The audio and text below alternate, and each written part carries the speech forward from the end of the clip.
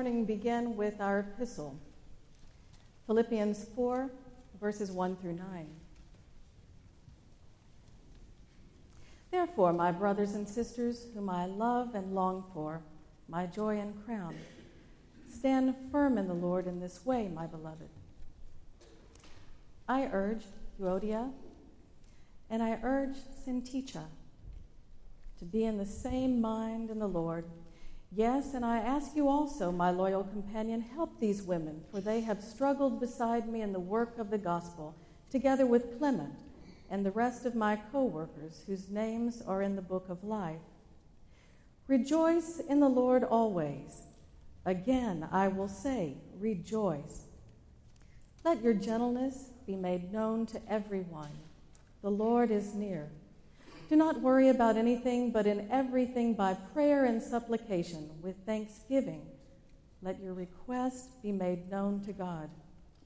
And the peace of God, which surpasses all understanding, will guard your hearts and your minds in Christ Jesus.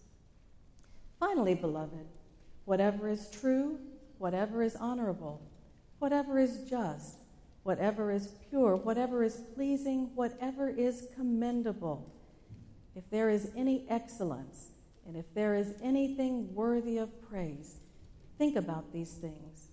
Keep on doing the things that you have learned and received and heard and seen in me, and the God of peace will be with you. Hear now the gospel according to the author of St. Matthew.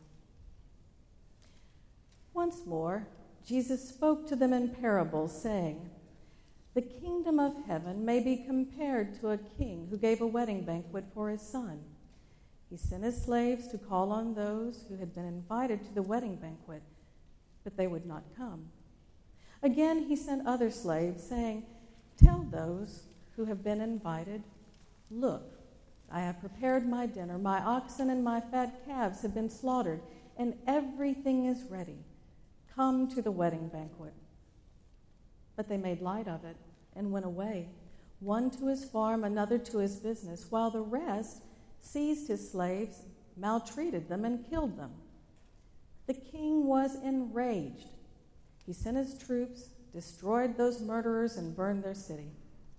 Then he said to his slaves, 'The wedding is ready, but those invited were not worthy. Go therefore into the main streets and invite everyone you find to the wedding banquet.' Those slaves went out into the streets and gathered all whom they found, both good and bad. So the wedding hall was filled with guests. But when the king came in to see the guests, he noticed a man there who was not wearing a wedding robe, and he said to him, 'Friend, how did you get in here without a wedding robe?' And he was speechless.